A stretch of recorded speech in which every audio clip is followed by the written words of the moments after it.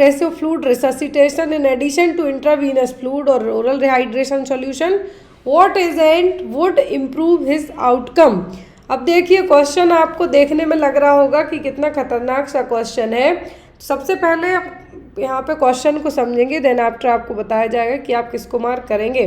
18 महीने का बच्चा है, क्या है, 18 महीने का बच्चा है with 4 days of sudden onset. 4 दिन उसको क्या हुआ, 18 महीने का बच्चा है लेकिन उसको पिछले 4 दिनों से सडनली सीवियर वाटरी डायरिया हो रहा है, जो कि 2 दिन तक, उसके 2 दिन बाद बच्चा क्या कर रहा है, अनवेल है, जो फील कर रहा है। लेकिन यहाँ पर जो स्टूल पास किया उसने कितना, 15 time per day. Diarrhoea consider होता है जब more than 3 times per day से ज़्यादा है जो लिक्विड फॉर्म में स्टूल पास करे, वो डायरिया में कंसीडर होता है। यहाँ तो कितना हो गया, 15 डेज, कितना, 15 बार दिन में एक बार। वॉमिटिंग भी की उसने एक बार लेकिन वो स्टॉप हो गई, स्टूल में ब्लड नहीं आ रहा है यहाँ पर बच्चे को, लेकिन उसको थोड़ा थोड़ा खांसी टाइप से भी हो रहा है, ड्राई कफ हो रही है, कोरिएजा टाइप से सिम्टम हो रहे हैं यहाँ पर। और यहाँ पर ही not had a wet nappy for 24 hour, 24 घंटे से नेपी है जो वेट नहीं की, गीली नहीं की, मतलब यूरिन पास नहीं करी है उसने। और जब बच्चे की उम्र 12 महीने की थी तो उसने ब्रेस्ट फीडिंग भी स्टॉप कर दी थी। एग्जामिनेशन किया गया उसका तो पता चला बच्चा क्या है, डिहाइड्रेटेड है, टेम्परेचर 38.5 डिग्री सेंटीग्रेड निकला है, मतलब हाई है। टैकीकार्डिया भी हुआ है बच्चे को, टैकीकार्डिया मतलब कि हाई पल्स रेट भी यहाँ पर बच्चे की हो रही है, ब्रेडी में लो होगी, टैकी में हाई होगी। अब उसको क्या है, फ्लूइड रिससिटेट करना है, फ्लूइड है जो इंट्रावीनस फ्लूइड है जो एडमिनिस्टर करना है, ORS भी देना है, लेकिन उसके साथ साथ और क्या दिया जाना है बच्चे को, एस्कॉर्बिक एसिड, कोलेकैल्सिफेरॉल, मैग्नीशियम या फिर जिंक। तो यहाँ पर जितने भी लक्षण बताए गए हैं ये सब है रोटा वायरस के, इसके रोटा वायरस के। तो यहाँ पर ट्रीटमेंट के लिए ORS भी दिया जा रहा है, फ्लूइड भी दिया जा रहा है, लेकिन यहाँ पर जो सिम्टम है किसके हैं, रोटा वायरस के। पूरे लक्षण यहाँ पे आपको क्या है बताए गए हैं रोटा वायरस इन्फेक्शन के। इसमें होता क्या है कि बच्चे को 10-15 बार तक बच्चा क्या करेगा, स्टूल पास करेगा, लूज मोशन होंगे उसको बहुत ज़्यादा। लेकिन यहाँ पर साथ ही साथ जब यहाँ पर बात की जा रही है कि ORS भी आपने मैनेजमेंट में दिया, IV फ्लूइड भी दिया है, लेकिन आपको यहाँ पर साथ में क्या और देना होगा, आपको साथ में देना होगा जिंक। क्या देना होगा, जिंक, जो पूरी डायरियल एपिसोड के कारण, जो डायरियल एपिसोड के कारण क्या होती है, जो पूरी म्यूकोसल लेयर होती है वो छिल जाती है, तो उसको मैनेज करने के लिए भी, और साथ ही साथ जिंक से होता क्या है कि जो अपकमिंग जो डायरियल एपिसोड है उनके आने के चांसेस कम हो जाते हैं। 23 to 24% तक चांसेस कम हो जाते हैं कि नियर फ्यूचर यदि बच्चा रोटा वायरस के इन्फेक्शन में आता है, उसकी चपेट में आता है, तो उसको ये सभी सिम्टम है जो डेवलप नहीं हो पाएंगे। तो यहाँ पर आप क्या देंगे, यहाँ पर बच्चे को एडिशनल वे में जिंक दिया जाएगा, क्योंकि रोटा वायरस के लिए कोई भी स्पेसिफिक एंटीवायरल ट्रीटमेंट नहीं है। इसके लिए सबको पता है वैक्सीन दी जाती है, ओरल वैक्सीन दी जाती है। रोटा वायरस की जो वैक्सीन है कैसी दी जाती है, ओरल वैक्सीन दी जाती है, कितना, 5 ड्रॉप्स, क्या है, 5 ड्रॉप्स यहाँ पे दी जाती है। तो यहाँ पर जिंक देने का मतलब क्या होगा कि डायरिया के कारण होने वाली मॉर्टेलिटी रेट को कम करना। क्या, डायरिया के कारण होने वाली मॉर्टेलिटी रेट को क्या करना है, कम करने के लिए जिंक है जो दिया जाता है। मोस्ट ऑफ दी केसेस में यदि ड्यूरेशन पूछे जिंक का कि कितने दिन तक देना है, तो ये होता है 14 डेज, कितना, 14 डेज। क्लियर है, आई होप सो कि ये क्वेश्चन आपको क्लियर हो गया हो। पूरे लक्षण बताए गए हैं रोटा वायरस के घुमा फिरा के, देन आपने ORS भी दिया, IV भी दे दिया बच्चे को, तब बच्चे को आपको क्या देना है, अब यहाँ पे आपको बच्चे को देना है जिंक, ताकि अपकमिंग टाइम में बच्चे को डायरियल एपिसोड से प्रिवेंट किया जा सके। अगला क्वेश्चन है यहाँ पर, 21-year-old woman presented to the sexual health clinic with multiple painless lesions over her vulva and perineal area. These were skin colored, mostly smooth papules of less than 5 mm, but with a few raised cauliflower shaped clusters. What human papilloma virus type is most likely to have caused this infection? यहाँ पर 21 साल की lady client sexual health clinic पर गई है अपनी checkup के लिए। उसको मल्टीपल पेनलेस लीजन है वल्वा और पेरिनियल एरिया के यहाँ पर, जो कि सेम एज स्किन के कलर के हैं, but mostly 5 mm less than 5 mm की रेंज के क्या स्मूथ पैप्यूल्स भी डेवलप हुए हैं, लेकिन कुछ कुछ बढ़ के कलीफ्लावर शेप क्लस्टर जैसे हैं जो दिख रहे हैं। तो यहाँ पर किस HPV वायरस के कारण हुए हैं? HPV1, HPV6, HPV16 या फिर HPV18। तो यहाँ पर ये जो चीज़ें देखने को मिली है, तो ये सभी हुई है HPV6 के कारण। इसके कारण ह्यूमन पेपिलोमा वायरस 6 के कारण यहाँ पर जो कॉलीफ्लावर क्लस्टर शेप में कुछ पैप्यूल्स बढ़ गए हैं वो, और जो पैप्यूल्स हैं वो स्किन के ही कलर के हैं लेकिन इनकी साइज बड़ी है। तो ये सभी क्या है? HPV के लक्षण हैं। HPV के लिए मेन रीज़न क्या होता है?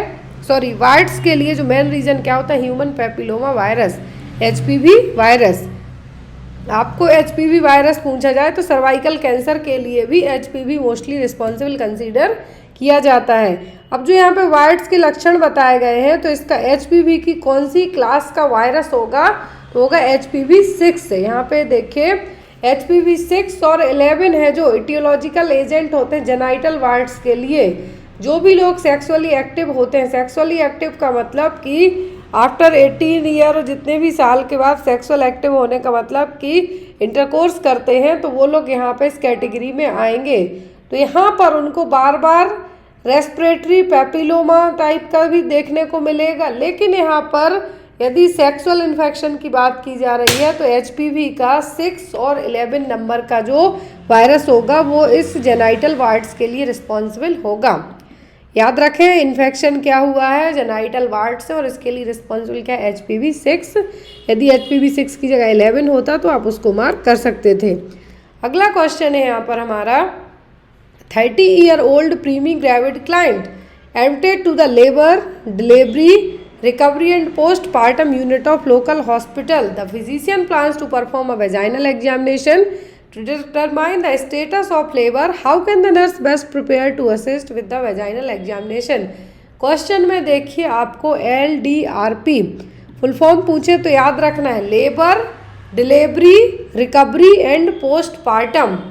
Labour, delivery, recovery and postpartum unit किसी लोकल हॉस्पिटल में 30 साल की महिला क्लाइंट है जो प्रीमी ग्रेविड है, फर्स्ट टाइम प्रेग्नेंट क्लाइंट है, एडमिट हुई है।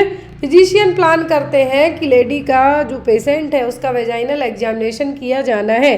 तो एज अ नर्स आप अपने जो फिजिशियन है, जो आपके गायनेकोलॉजिस्ट है, उनको किस तरीके से असिस्ट करेंगे वेजाइनल एग्जामिनेशन के लिए?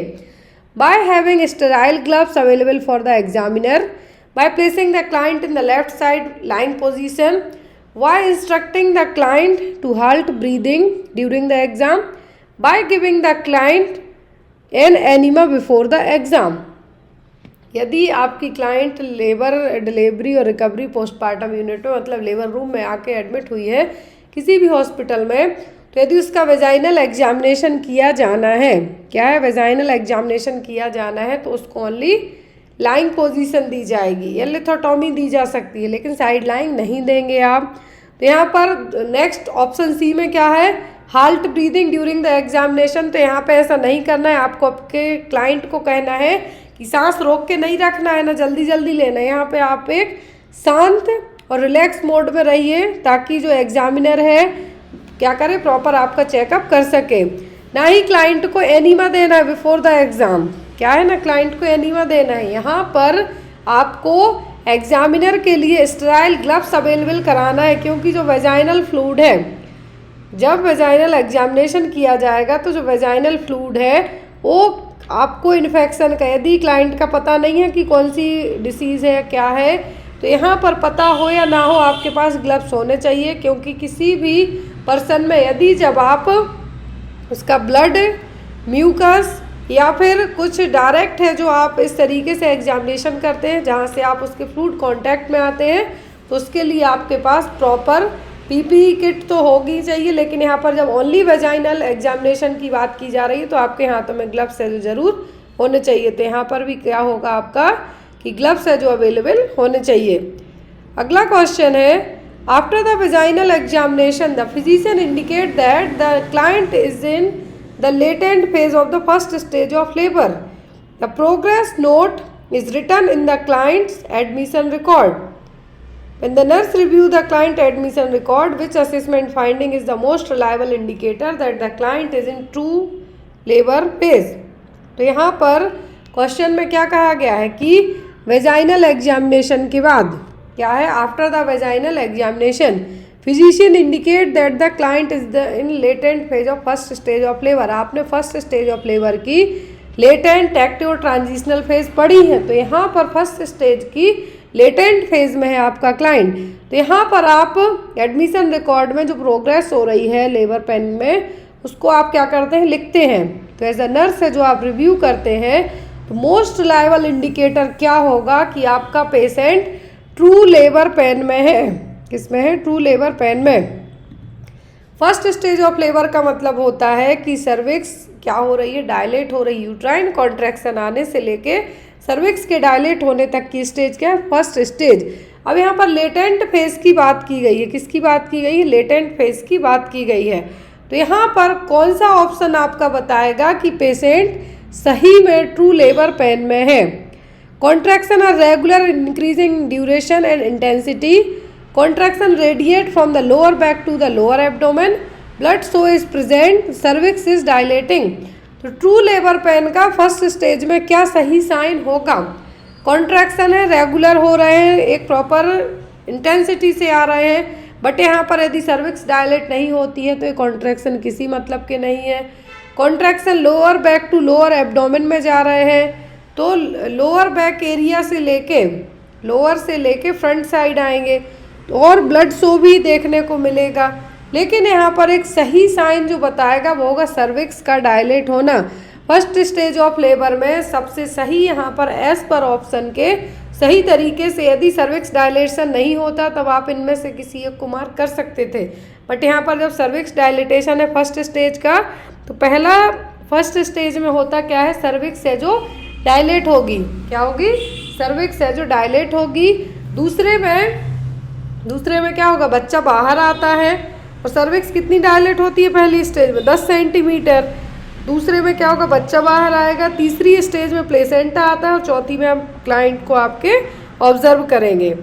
अगला क्वेश्चन है यहाँ पे हमारा, the client arrives at the hospital and is admitted to the labour delivery recovery and postpartum unit. Nurse obtains the client's health and pregnancy history. As the nurse collects the client's history, which question has the lowest priority? तो यहाँ पर आप बताइए कि यदि आपका client hospital में आया है, labour delivery recovery postmortem room LDRP unit में एडमिट हुआ है, तो एज अ नर्स आप उसकी प्रेगनेंसी हिस्ट्री क्या करते हैं, कलेक्ट करते हैं। तो यहाँ पर आप सभी हिस्ट्री कलेक्ट करते हैं, लेकिन लोएस्ट प्रायोरिटी किसको देंगे? लोएस्ट प्रायोरिटी मतलब सबसे कम प्रायोरिटी किसको देंगे आप? यदि आपकी क्लाइंट लेबर रूम में आके एडमिट हुई है, प्रेगनेंसी हेल्थ हिस्ट्री कलेक्ट की जा रही है, सबसे लोएस्ट प्रायोरिटी किसको देंगे? व्हेन डिड यू लास्ट ईट?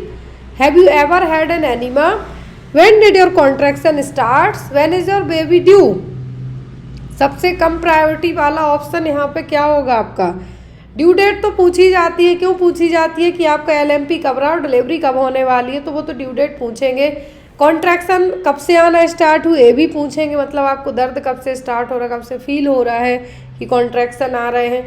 आपने लास्ट टाइम कब खाया था? खाने के लिए इसलिए पूछा जा रहा है कि इनकेस क्लाइंट को एडमिट किया जाता है और एनेस्थीसिया वगैरह दिया जाना होता है, तो जनरली नील पर ओरल रखा जाता है, तो इसलिए आप खाने के लिए भी पूछेंगे कि आपने लास्ट टाइम कब खाया था। यहाँ पर लेकिन have you ever had an enema, ये आपका सबसे लोएस्ट प्रायोरिटी क्वेश्चन होगा। क्या होगा? सबसे लोएस्ट प्रायोरिटी क्वेश्चन है जो होगा। क्वेश्चन क्या होगा? Have you ever had an enema. क्या है? Have you ever had an enema. बाकी खाने की हिस्ट्री आपको पूछ लेनी है। खाने की इसलिए पूछना है कि एनेस्थीसिया वगैरह दिया जाएगा तो पता रहे कॉन्ट्रैक्शन कब से आ रहा है, ड्यू डेट कब है, या फिर आपको कुछ ब्लड या लीकेज हो रहा है तो ये कब से हो रहा है, कितने टाइम से हो रहा है, कितने वीक आपको हो गए हैं प्रेगनेंसी को, तो वो सब चीज़ें आपको पूछना है। लेकिन लोएस्ट प्रायोरिटी क्या होगी आपकी? When did you last eat. Next is The client informs the nurse about a previous admission to the unit 3 days ago with false labor. Which assessment made by the client indicate a characteristic of Braxton Hicks contraction? Braxton Hicks contraction यहाँ पर कौन सा है जो point बताएगा? Client यहाँ पर क्या है? Client informs the nurse about a previous admission to the unit 3 days ago. False labour pain के लिए क्लाइंट है जो एडमिट हुआ है. तो यहाँ पर आप बताइए कि ब्रैक्सटन हिक्स कॉन्ट्रैक्शन के लिए क्या पॉइंट सही होगा? The contraction are less strong when I walk. The contraction are regular and I can time then. The contraction get stronger no matter what I am doing. The contraction start in my lower back. तो यहाँ पर आपको सभी true labour pain के sign है, लेकिन यहाँ पर आपको कोई एक पहचानना है जो फॉल्स लेबर का है, जिसको हम ब्रैक्सटन हिक्स कॉन्ट्रैक्शन की कैटेगरी में रख सकते हैं. तो जब भी ट्रू लेबर पेन का आना स्टार्ट होता है, सही लेबर पेन आते हैं, तो वो हमेशा लोअर बैक से स्टार्ट होते हैं. और चाहे आप खा लो, पी लो, सो लो, लेट जाओ, कुछ भी कर लो, वॉक कर लो, लेकिन वो कॉन्ट्रैक्शन के रेगुलर होने के साथ साथ धीरे धीरे उनकी इंटेंसिटी, फ्रिक्वेंसी दोनों क्या होगी? बढ़ती जाएगी. तो ऐसे ही यहाँ पे कहा है. तो ये ट्रू लेबर पेन का हो गया आपका. क्या है आपका? तो ये भी ट्रू लेबर पेन का हो गया. दूसरे में भी कॉन्ट्रैक्शन क्या हो रहा है? स्ट्रॉन्ग होते जा रहे हैं, तो ये भी आपका ट्रू लेबर पेन है.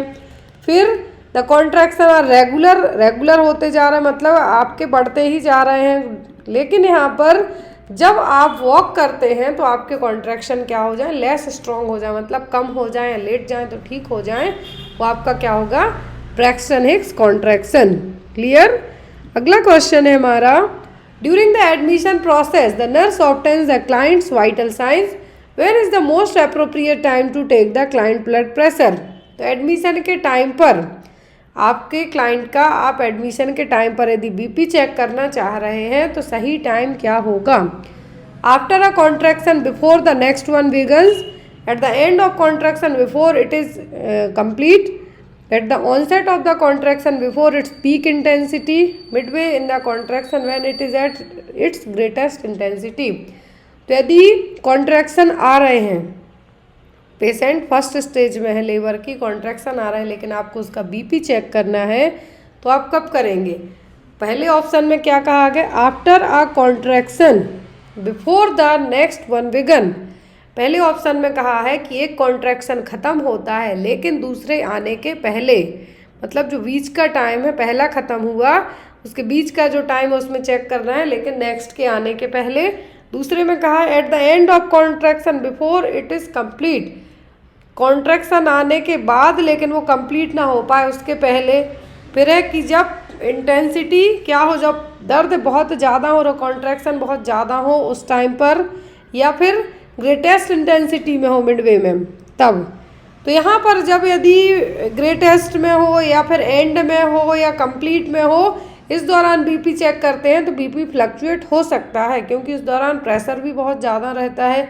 लेकिन जब एक contraction after a contraction before the next one, एक ख़त्म हुआ है, दूसरे आने के पहले का जो ड्यूरेशन है, पहले आने का ड्यूरेशन, उस दौरान आप बीपी है जो चेक कर सकते हैं. एक आपके लिए अप्रोप्रिएट टाइमिंग होगी.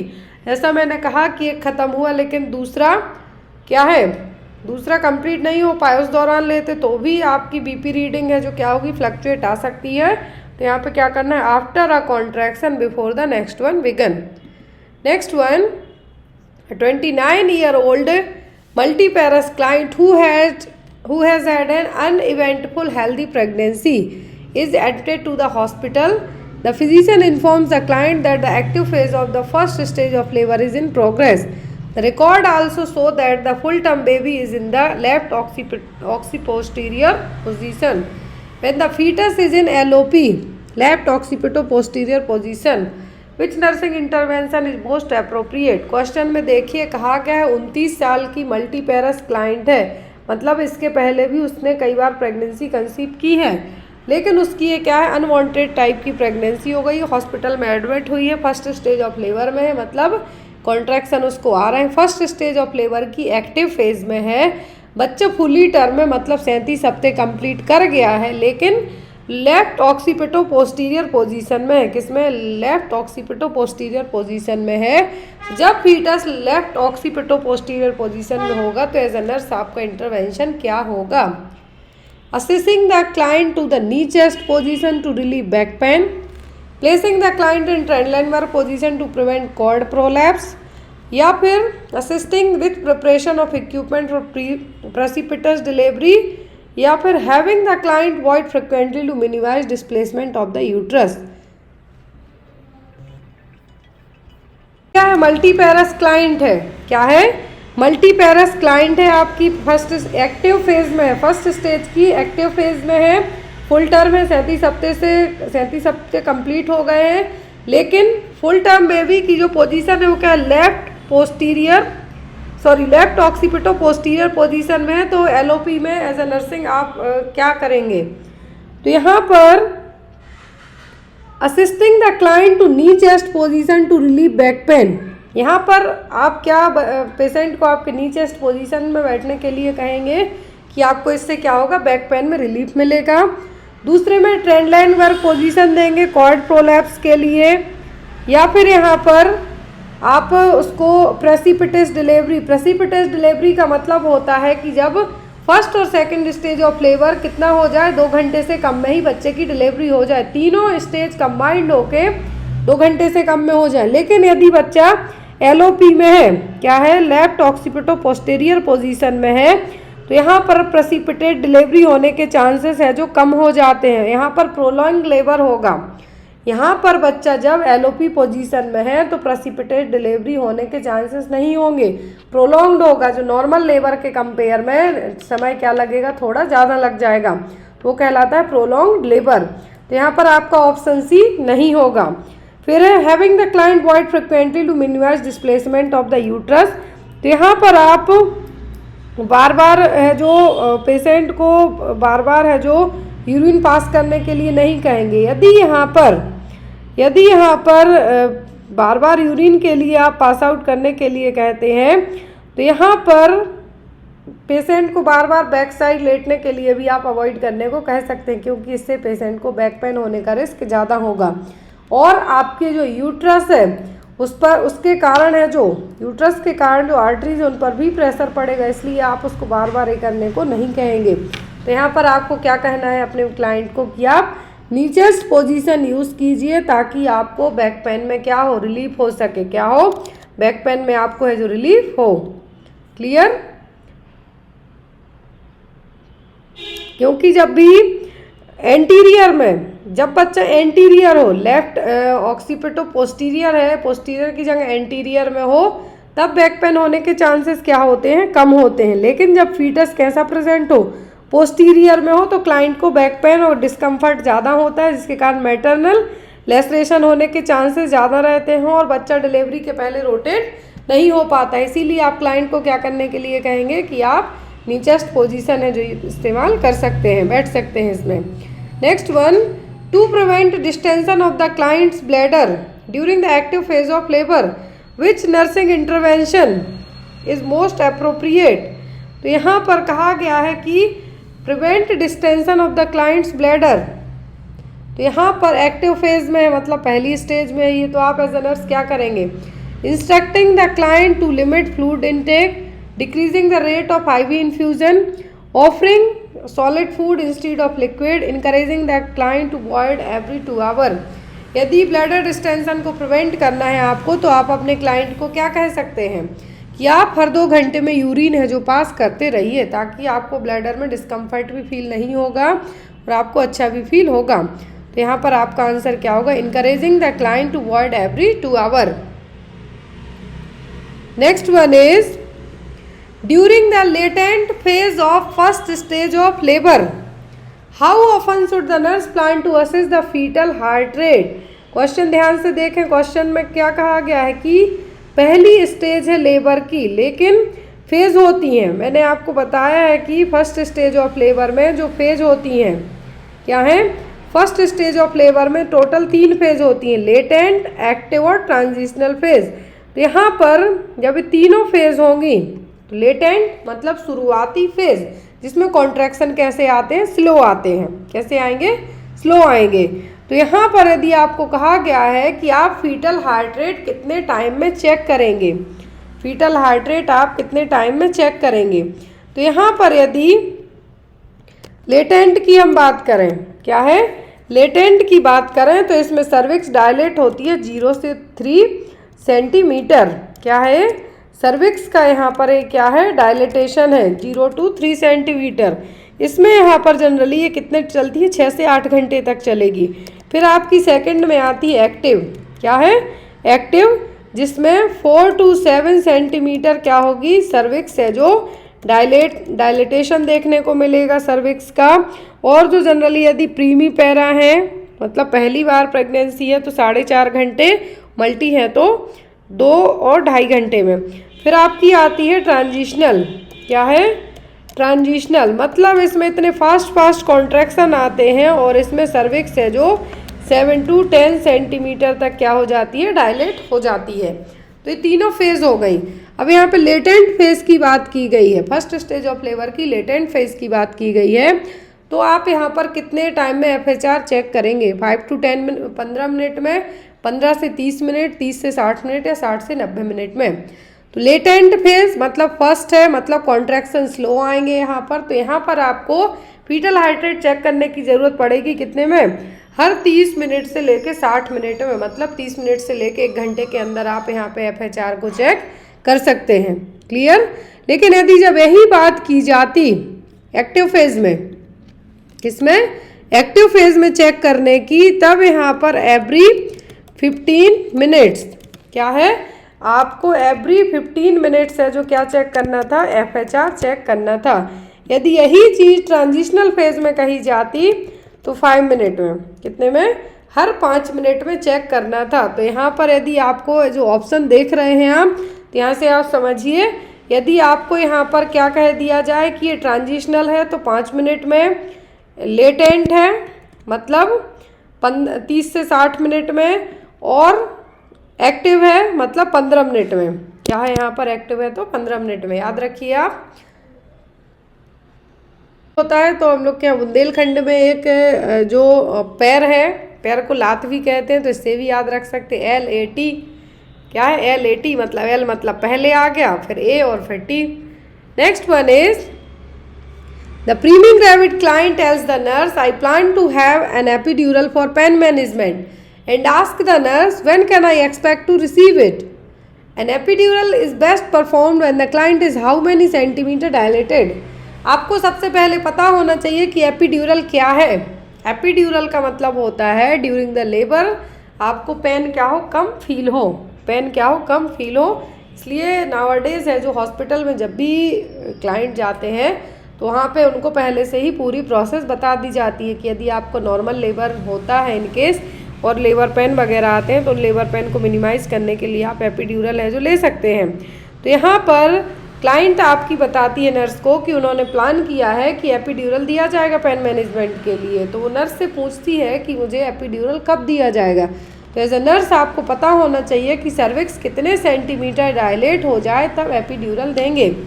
3 से 4 सेंटीमीटर में, 5 से 6 सेंटीमीटर, 7 to 8 सेंटीमीटर और 9 to 10 सेंटीमीटर में। तो यहाँ पर ये कब दिया जाएगा, यदि प्रीमी ग्रेविडा क्लाइंट है, पहली बार प्रेगनेंसी है उसकी, जनरली ये 5 से 6 सेंटीमीटर में दिया जाएगा।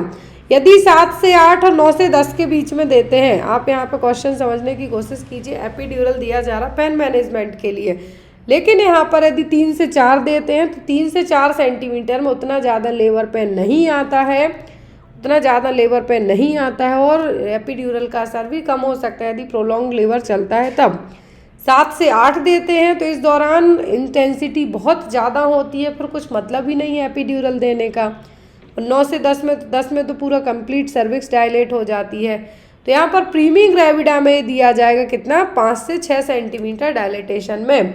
यदि क्लाइंट आपकी क्या है, मल्टी ग्रेविडा है, क्या है, मल्टी ग्रेविडा है, तो जब सर्विक्स 3 to 4 सेंटीमीटर डायलेट हो तब दिया जाएगा। इसमें मल्टी ग्रेविडा में 3 से 4 सेंटीमीटर में, लेकिन प्रीमी है तो 5 से 6 में दिया जा रहा है, क्योंकि मल्टी ग्रेविडा में क्या होगा, 3 से 4 सेंटीमीटर यदि सर्विक्स डायलेट हो गई तो क्योंकि प्रीवियस प्रेगनेंसी और प्रीवियस डिलीवरी के कारण उनकी जो मसल्स है एज़ कम्पेयर टू प्रीमी के क्या है, फ्लेक्सिबल है, स्ट्रेचेबल है। बट प्रीमी ग्रेविडा में ऐसा नहीं है। तो जब 5 से 6 सेंटीमीटर सर्विक्स डायलेट होगी उस दौरान एपिड्यूरल है जो दिया जाएगा।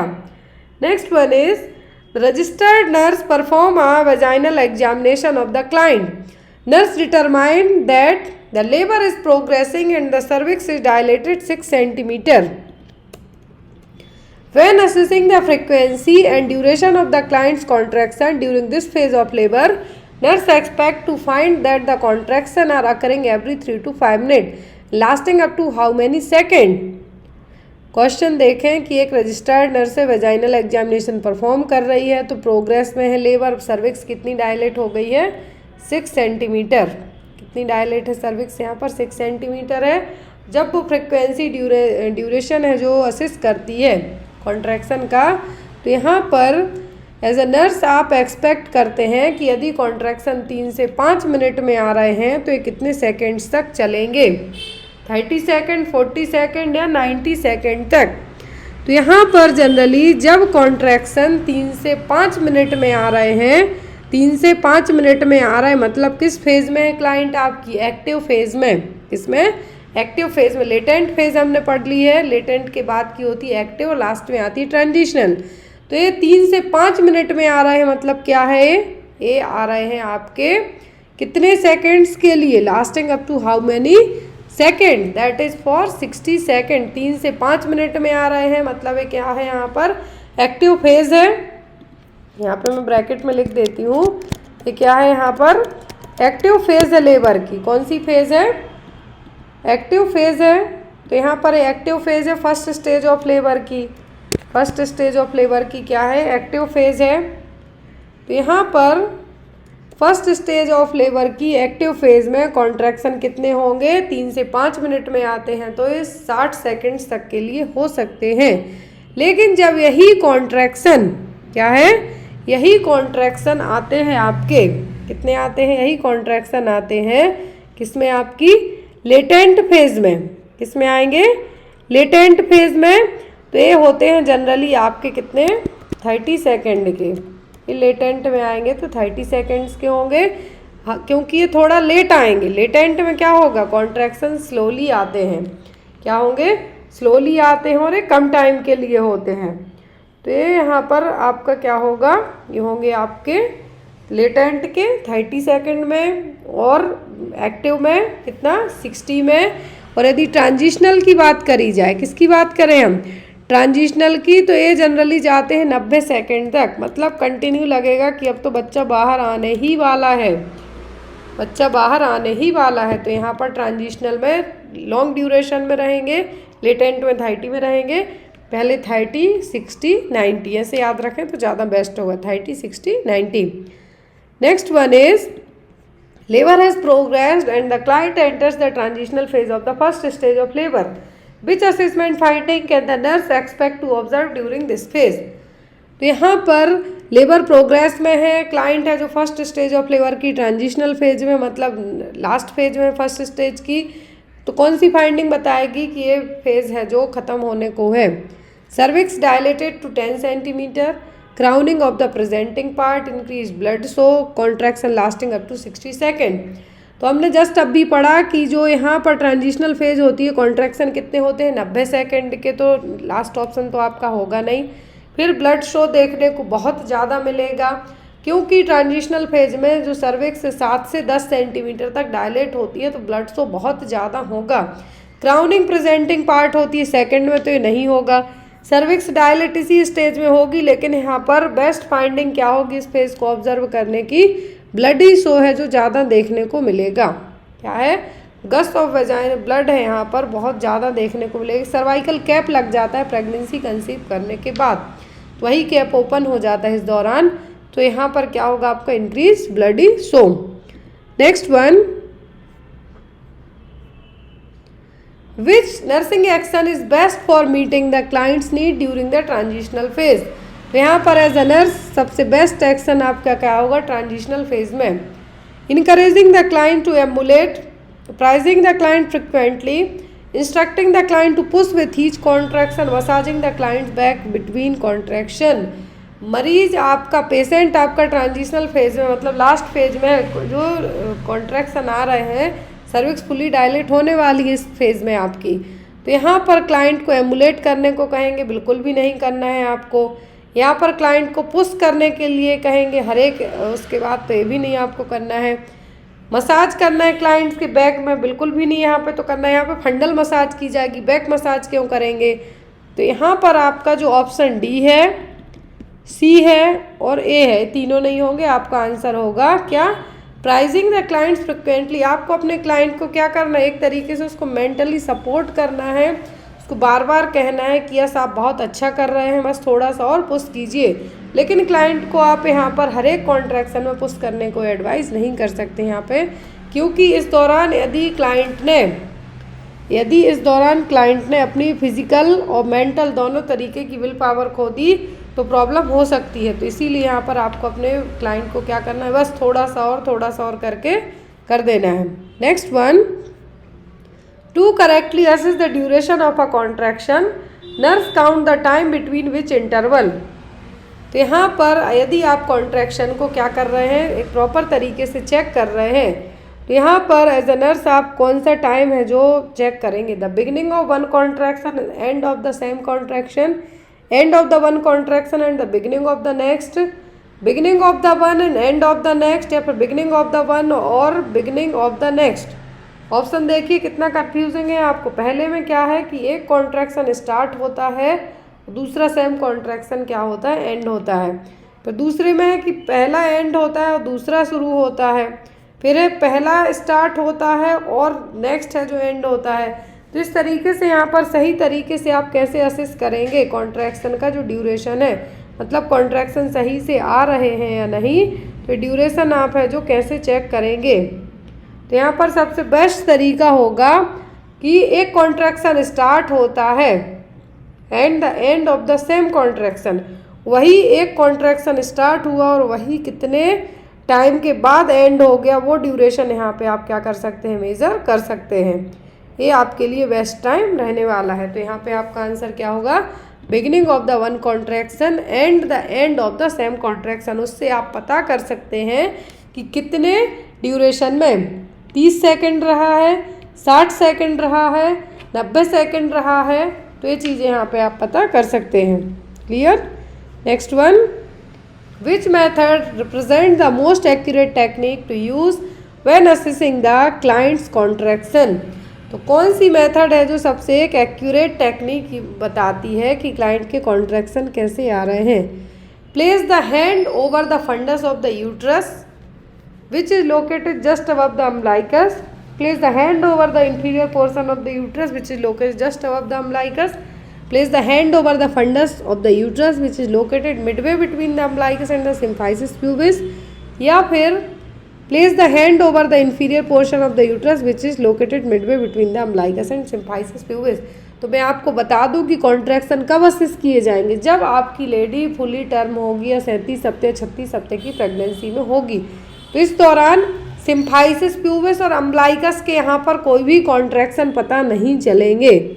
तो अब आपका ऑप्शन सी और डी तो गया, सी और डी गया। अब आपका बचता है B, place the hand over the inferior portion of the uterus.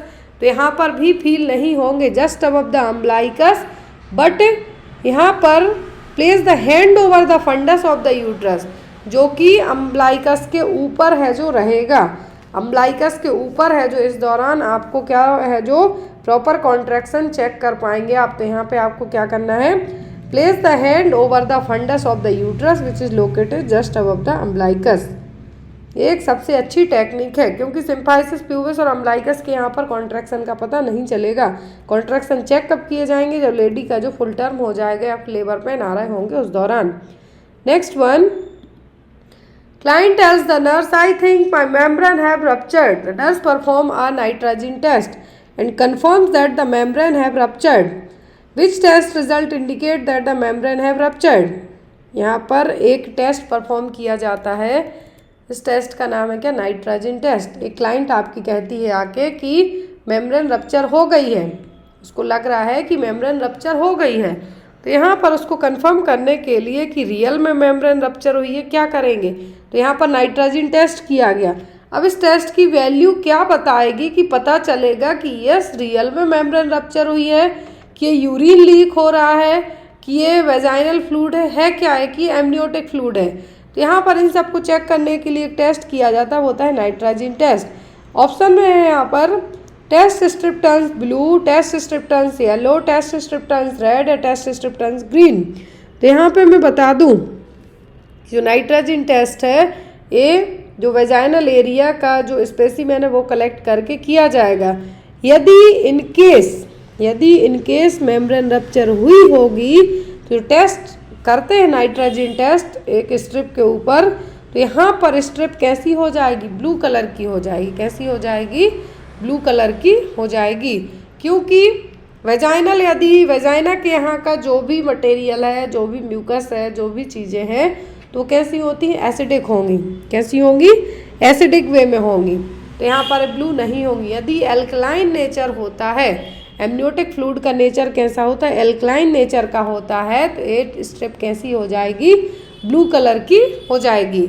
और यहाँ पर यदि फॉल्स रिजल्ट आता है तो जनरली यहाँ पर येलो हो सकती है या ग्रीन हो सकती है। तो ये जनरली फॉल्स आता है, मतलब यूरिन होगा, ब्लड होगा या सीमेन होगा या कुछ ट्राइकोमोनियासिस इन्फेक्शन होगा या कुछ और अदर प्रॉब्लम होगी। लेकिन यदि एमनियोटिक फ्लूइड लीक हो रहा होगा तो ये जो स्ट्रिप है कैसी होगी, ब्लू कलर की हो जाएगी। इसको कहते हैं नाइट्रोजन पेपर टेस्ट। इससे पता चलता है कि ये जनरली यूज़ किया जाता है यदि प्रीटर्म डिलीवरी होने वाली हो। क्या है, प्रीटर्म डिलीवरी होने वाली हो तो उस दौरान चेक किया जाता है कि रियल में फ्लूइड लीक होना स्टार्ट हुआ है या नहीं। रही है कि न्यूनेटल पीरियड में, अर्ली ऑनसेट न्यूनेटल पीरियड में कंजक्टिवाइटिस यदि बच्चे को होता है, कॉमन रीजन होगा क्या, क्लेमाइडिया। क्या होगा, क्लेमाइडिया है जो इसके लिए कॉमनली रिस्पॉन्सिबल माना जाएगा। यहाँ पर देखिए पूरा आपको रेशनल भी दिया गया है कि बहुत सारे ऑर्गेनिज्म में न्यूनेटल कंजक्टिवाइटिस कॉज कर सकते हैं, but in the most common cause होगा किसके लिए, क्लेमाइडिया ट्रोकोमेटस। क्या होगा, क्लेमाइडिया ट्रोकोमेटस। बहुत सारी फीमेल ऐसी होती हैं कि उनको क्लेमाइडिया इन्फेक्शन है बट वो असिम्टोमेटिक है। असिम्टोमेटिक का मतलब होगा उनमें कोई सिम्टम नहीं है, मतलब उनकी बॉडी कोई लक्षण शो नहीं कर रही है बट उनमें है।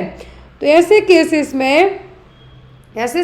केसेस में क्या किया जाता है कि जो बच्चा पैदा होता है उसमें यदि कंजक्टिवाइटिस होता है, न्यूनेटल कंजक्टिवाइटिस, तो यहाँ पर क्लेमाइडिया को ही रिस्पॉन्सिबल मान लिया जाता है। इंडिया का तो अभी पता नहीं, लेकिन यूएस में होता क्या है, यदि बच्चे को क्या है, यदि बच्चे को एक कंजक्टिवाइटिस के चांसेस लगते हैं कि माँ को होगा तो बच्चे को हो सकता है, तो उस दौरान या तो एरिथ्रोमाइसिन या फिर silver nitrate as a prophylaxis के तौर पे पहले ही दे दिया जाता है कि बच्चा पैदा हुआ। जैसे हमारे इंडिया में तो ये अभी तक नहीं दिया जाता है।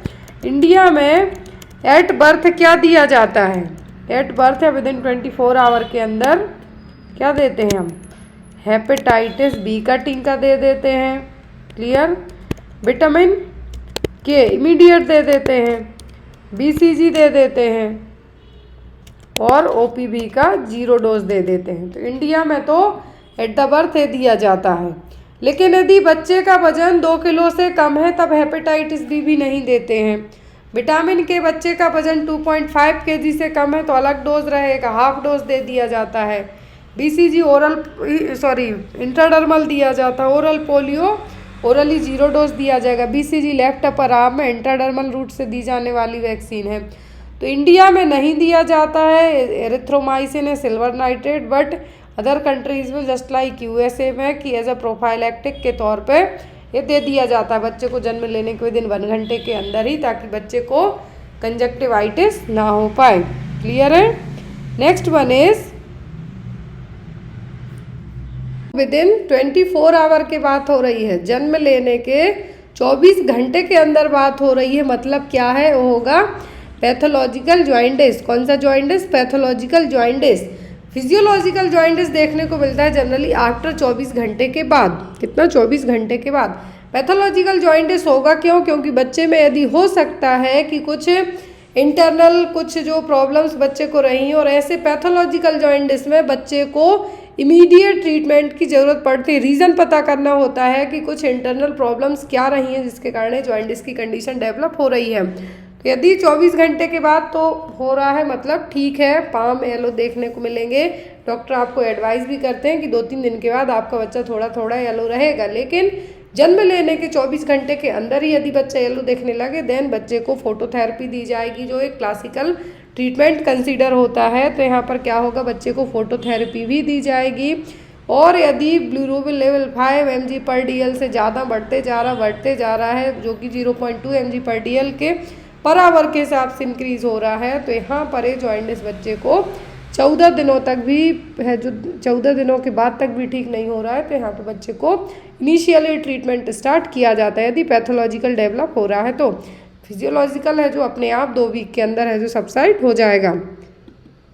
Next one, which of the following is a cyanotic heart disease. Cyanotic और acyanotic heart disease. Cyanotic heart disease का मतलब है यहाँ पर कंजेनाइटल हार्ट डिसीज। तो यहाँ पर साइनोटिक हार्ट डिसीज में 4 डिसीज इकट्ठी होती हैं एक ही डिसीज में। तो ऑप्शन है यहाँ पर atrial septal defect, tetralogy of Fallot, patent ductus arteriosus या फिर वेंट्रिकुलर सेप्टल डिफेक्ट। तो यहाँ पर जो कौन सी डिसीज़ है वो होगी आपकी क्या, टेरेटोलॉजी ऑफ, क्या है, टेरेटोलॉजी ऑफ फैलेट, जिसमें हार्ट का शेप कैसा देखने को मिलता है, बूट शेप। हार्ट का शेप एक्सरे किया जाएगा तो यहाँ पे कैसा देखने को मिलेगा, बूट शेप। तो यहाँ पर एक क्या होगा, साइनोटिक हार्ट डिसीज में आएगा आपका टेरेटोलॉजी ऑफ फैलेट। इसमें टोटल 4 डिफेक्ट्स इंक्लूड होते हैं। कौन कौन से, VSD, क्या क्या, VSD, ventricular septal defect, overriding of aorta, pulmonary stenosis. Pulmonary stenosis के अलावा एक और होता है राइट वेंट्रिकुलर हाइपरट्रॉफी। क्या है, राइट वेंट्रिकुलर हाइपरट्रॉफी। तो ये 4 है जो डिफेक्ट्स इंक्लूड होते हैं किसमें, टेरेटोलॉजी ऑफ फैलेट में। और टेरेटोलॉजी ऑफ फैलेट क्या है, साइनोटिक हार्ट डिसीज। तो यहाँ पर ASD, PDA और ventricular septal defect. Patent ductus arteriosus के लिए ड्रग ऑफ चॉइस एग्जाम में पूछी जाती है, तो वो होती है आपकी क्या, आइब्यूप्रोफेन या फिर इंडोमिथासिन। क्या है, आइब्यूप्रोफेन या फिर indomethacin. Next one, which of the following sign are elected in meningitis. तो मेनिंजाइटिस में कौन से साइन है जो और ज़्यादा बड़े हुए देखने को मिलेंगे। ऑप्शन में कर्निंग साइन, ब्रुजिन्स्की साइन या फिर दोनों या फिर कोई नहीं। तो यहाँ पर जो साइन देखने को मिलेंगे वो दोनों होते हैं, कर्निंग्स भी होता है, ब्रुजिन्स्की भी होगा, हेडेक भी होगा, नचल रिजिडिटी भी होगी। तो ये सब साइन किसके, मेनिंजाइटिस के। Next one, which of the following sign of dehydration in neonate. यदि बच्चे में न्यूनेट में यदि डिहाइड्रेशन होता है तो कौन से साइन देखने को मिलेंगे, डिप्रेस्ड फॉन्टेनेल, वल्जिंग फॉन्टेनेल, हाइपोकैल्सेमिया या फिर हाइपरकैल्सेमिया। क्या देखने को मिलेगा, यदि बच्चे को क्या हो गया है, डिहाइड्रेशन हुआ है न्यूनेट को। न्यूनेट मतलब 28 डेज से कम दिनों का भी बच्चा है, तो यहाँ पर उसको साइन होगा क्या, फॉन्टेनेल डिप्रेस्ड देखने को मिलेंगे। कैसे, डिप्रेस्ड देखने को मिलेंगे। वल्जिंग फॉन्टेनेल देखने को मिलते हैं हाइड्रोसेफेलस में। किसमें, हाइड्रोसेफेलस में, मतलब आगे की तरफ बल्ज रहेंगे, लार्ज साइज होगी हेड की, लेकिन डिप्रेस्ड रहेंगे किसमें, डिहाइड्रेशन में। Next one, late onset of neonatal sepsis occurs in. यहाँ पे क्वेश्चन देखिए, late onset of neonatal sepsis कब देखने को मिलेगी, before 72 hour of birth, after 72 hour of birth, या फिर within 24 hour of birth, या फिर before 12 hour of birth. Late onset of neonatal sepsis देखने को कितने घंटे के बाद मिलेगी। यदि इनिशियल विद इन 24 आवर कहेंगे हम तो लेट नहीं होगा, अर्ली ही होगा। तो यहाँ पर यदि लेट की बात की जा रही है तो लेट में क्या होगा, लेट में होगा आपका, यदि न्यूनेटल सेप्सिस 2 ग्रुप में रहेगी। यहाँ पे मैंने ऐड किया है इसलिए थोड़ा सा स्क्रीन डिस्टर्ब हुई है। देखिए, यदि न्यूनेटल सेप्सिस की हम बात करें तो एक होता है आफ्टर बर्थ के बाद देखने को मिलेगा, एक होता है अर्ली ऑनसेट सेप्सिस, दूसरा होता है लेट ऑनसेट सेप्सिस। तो अर्ली ऑनसेट सेप्सिस में होगा क्या कि कितने घंटे के अंदर हो जाए, यदि 72 घंटे के अंदर, कितना, 72 घंटे के अंदर, कुछ केस में 7 दिनों के। लेकिन यदि 72 घंटों के बाद होता है तो हम उसको क्या कहेंगे? Late.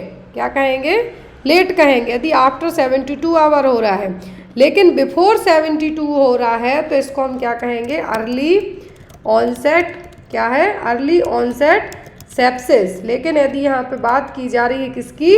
Late onset of neonatal sepsis की, तो ये क्या कहलाएगा आपका? ये कहलाएगा आफ्टर 72 घंटों के अंदर यदि सेप्सिस डेवलप हो रही है तब। Clear? Next is expanded form of UNICEF. तो ये तो सबको पता होना चाहिए। यूनिसेफ हेडक्वार्टर कहाँ पर है? न्यूयॉर्क में है। इसकी स्थापना कब हुई थी यूनिसेफ की? और यहाँ पर इसका फुल फॉर्म क्या है? तो यूनिसेफ मेनली काम किसके लिए करता है? बच्चों की एजुकेशन के लिए। किसके लिए? बच्चों की एजुकेशन के लिए। यदि हम इसके हेडक्वार्टर की बात करें तो न्यूयॉर्क पे है। कहाँ है? न्यूयॉर्क में है। और यदि यहाँ पर हम बात करें तो पिछले 75 सालों से काम कर रहा है। कितने? 75 ईयर से कंटिन्यूस है जो काम कर रहा है यूनिसेफ। तो यहाँ पर इसका फुल फॉर्म क्या होगा? United Nation International Children's Emergency Fund. जो अलग अलग कंट्रीज़ में बच्चे हैं, जैसे कहीं पे युद्ध वगैरह होता है तो उन सब के लिए कौन काम करता है? यूनिसेफ। तो यहाँ पर यूनिसेफ की जो यदि हम बात करें तो यूनिसेफ की ग्लोबल गुडविल एम्बेसडर कौन रह चुकी हैं? प्रियंका चोपड़ा। क्या है? प्रियंका चोपड़ा हैं जो ग्लोबल गुडविल एम्बेसडर रह चुकी हैं इंडिया की तरफ से हम बात करते हैं तो, जो कि 2016 से यहाँ पर यदि, क्योंकि हमारे इंडिया के रिगार्डिंग यदि आपको पूछ लें कि इंडिया की तरफ से यूनिसेफ की एम्बेसडर कौन रही हैं तो प्रियंका चोपड़ा, जो कि 2016 से हैं। Next one, exclusive breast feeding should be done for first. तो एक्सक्लूसिव ब्रेस्ट फीडिंग का मतलब होता है only breast milk, other than कुछ भी नहीं, ना पानी ना कुछ भी नहीं, नथिंग। तो यहाँ पर एक्सक्लूसिव ब्रेस्ट फीडिंग कब तक की जाती है? 6 मंथ तक। आफ्टर 6 मंथ के बाद, आफ्टर 6 मंथ के बाद जो फूड वगैरह स्टार्ट किया जाता है उसको हम क्या कहते हैं? वीनिंग। क्या कहेंगे? वीनिंग या फिर कॉम्प्लीमेंट्री फूड। लेकिन इसके साथ भी यदि मदर की इच्छा हो, मदर चाहती है तो अपने बच्चे को 2 ईयर्स तक है जो ब्रेस्ट फीड करा सकती है। बट आफ्टर 6 मंथ के बाद बच्चा ओनली ब्रेस्ट मिल्क पे नहीं रह सकता है, इसीलिए उसको वीनिंग की ज़रूरत पड़ती है। Next one, all of the following symptoms can be observed in nephrotic syndrome except. तो सभी सिम्टम नेफ्रोटिक सिंड्रोम में देखने को मिलेंगे किसी एक को छोड़कर। अनासार्का, हाइड्रोसेफेलस, प्रोटीन यूरिया या फिर हाइपर एल्बुमिनिया। हाइपर एल्बुमिनिया का मतलब एल्बुमिन लेवल का है जो ज़्यादा होना, जो कि एक प्रोटीन है। तो ये देखने को मिलता है नेफ्रोटिक सिंड्रोम में। प्रोटीन यूरिया भी होता है। एनासार्का देखने को भी मिलेगा। एनासार्का का मतलब होता है जिसमें एडिमा एक तरीके से, क्या है यहाँ पर, आप इसको या तो स्वेलिंग कह सकते हैं या एडिमा कह सकते हैं। तो यहाँ पर ये होता है क्लासिकल साइन है oedema, proteinuria, hyperalbuminaemia, लेकिन हाइड्रोसेफेलस देखने को नहीं मिलेगा इसमें। Next one, children can draw the circle by the age of. तो बच्चे किस उम्र में एक सर्किल बना सकते हैं? 1 साल, 2 साल, 3 साल या 4 साल में। तो इस पर तो आप इवन अपने घर के आसपास जो भी बच्चे उनसे प्रैक्टिकल के थ्रू भी इस चीज़ को याद कर लें तो बेस्ट होगा। तो होता है 3 साल की उम्र में। विदाउट 3 साल के बच्चों की जो ग्रिपिंग है उतनी अच्छी नहीं होती है, जिसके कारण वो सर्किल नहीं बना पाएंगे। होल्ड कर लेंगे जिस भी ऑब्जेक्ट से आप बनवाना चाह रहे हैं, लेकिन जो एक प्रॉपर सर्किल होगा वो 3 साल की उम्र में ही बना पाएंगे। Next is all of the following reflexes are temporary reflexes except. तो यहाँ पर सभी रिफ्लेक्सेस क्या है? टेम्पररी है, मतलब कुछ समय के बाद ये क्या हो जाएंगे? फिर एंड हो जाएंगे। लेकिन कौन सा नहीं होगा? ब्लिंकिंग, रूटिंग, मोरो रिफ्लेक्स या फिर डॉल्स आई रिफ्लेक्स। सभी रिफ्लेक्स समय के साथ क्या हो जाते हैं? सबसाइड हो जाएंगे। लेकिन यहाँ पर ब्लिंकिंग है, आँखों का ब्लिंक करना, वो इवन आपकी आँखों के सामने भी कोई कुछ लेके आ जाए तो आपकी आँखें क्या हो जाएंगी? ब्लिंक हो जाएंगी। लेकिन रूटिंग रिफ्लेक्स की बात करें हम तो यहाँ पर ब्रेस्ट, जब बच्चे को भूख लगती है तो वो क्या करते हैं? ब्रेस्ट को ढूंढने की कोशिश करते हैं। इसलिए स्पेशली बच्चे जब 1 मंथ और 2 मंथ के हो जाते हैं तो वो क्या कहलाता है? Routing reflex. तो ये भी आपका बच्चे की उम्र के साथ साथ ठीक हो जाएगा। फिर बच्चे का यहाँ पर क्या आता है? Moro reflex. मोरो रिफ्लेक्स मतलब कुछ होल्ड करने की कोशिश करें। तो ये सभी रिफ्लेक्स अपने आप है जो सबसाइड हो जाएंगे, लेकिन ब्लिंकिंग नहीं होता है। Next is 3 C's observed in tracheoesophageal fistula include all of the following except। तो यहाँ पर ट्रैकियोईसोफेगल फिस्टुला में क्या है, 3 C's हैं। कौन सा सी है जो नहीं होगा? सिरोसिस, कफिंग, चोकिंग और साइनोसिस। ट्रैकियोईसोफेगल फिस्टुला में क्या है, ट्रैकियोईसोफेगल फिस्टुला के जो 3 C हैं वो सभी हैं किसी एक को छोड़कर। फिस्टुला में कफिंग होगा, चोकिंग होगा, साइनोसिस होगा, लेकिन यहाँ पर जो चीज़ नहीं होगी वो क्या होगी? सिरोसिस। क्या होगा? सिरोसिस यहाँ पे नहीं होगा। तो यहाँ पे आपका आंसर क्या कहलाएगा? आपका आंसर होगा क्या? सिरोसिस। ट्रैकियोईसोफेगल फिस्टुला में सब कुछ देखने को मिलेगा लेकिन सिरोसिस देखने को नहीं मिलेगा। तो याद रखिए, ट्रैकियो मतलब ट्रैकिया आपका जो वाइंड पाइप है, ईसोफेगस जो आपका फूड पाइप हो गया। यदि इन दोनों के बीच में कुछ फिस्टुला का मतलब होता है कि एबनॉर्मल ओपनिंग, तो यहाँ पर चोकिंग भी होगा, खांसी भी आएगी, साइनोसिस भी होगा। चोक होगा तो साइनोसिस होना कॉमन सी बात है, सांस प्रॉपर नहीं ले पाएंगे। तो यहाँ पर सब कुछ होगा लेकिन सिरोसिस देखने को नहीं मिलेगा। Next is vitamin D deficiency can result. Vitamin D की कमी से क्या हो सकता है? तो यहाँ पर सिंपल सा है, क्या होगा? रिकेट्स। क्या देखने को मिलेगा? रिकेट्स। स्कर्वी होता है सी की कमी से। पेलाग्रा होता है नियासिन किसकी कमी से? नियासिन की कमी से। इसके 3D सिम्टम 4D सिम्टम्स भी होते हैं, डायरिया, डिमेंशिया और dermatitis. Last is the death. Next one, women is considered to be menopause if she has experience cessation of her menses for period of. यदि किसी महिला को मेनोपॉजल वुमेन कहा जाता है तो उसके पीरियड्स कितने समय से स्टॉप हैं? सजेस्ट है मतलब स्टॉप हैं, कितने टाइम से पीरियड्स नहीं आए हैं? 6 महीने से, 12 महीने से, 18 महीने से या फिर 24 महीने से। तो यदि किसी क्लाइंट को मेनोपॉजल वुमेन में कंसीडर किया जा रहा है आपकी, मतलब उसके पीरियड्स लास्ट 12 मंथ से नहीं आए हैं। कितना? लास्ट 1 साल से नहीं आए हैं। और मेनोपॉज के लिए उम्र होती है 50 साल से 55 साल के बीच में। किसी में कुछ यदि जो हार्मोनल टैबलेट्स वगैरह लेते हैं जैसे कि थायराइड वाले हो गए, उनके 50 साल के पहले ही मेनोपॉज हो जाता है, इवन उनके पीरियड्स भी प्रॉपर टाइम पर नहीं आते हैं। तो यहाँ पर यदि किसी महिला में बात की जा रही है कि मेनोपॉजल वुमेन कंसीडर होती है वो, लेकिन जब उसके पीरियड्स लास्ट 1 ईयर से ना आए हों। Next one, during sitting the weight of the whole body bears on.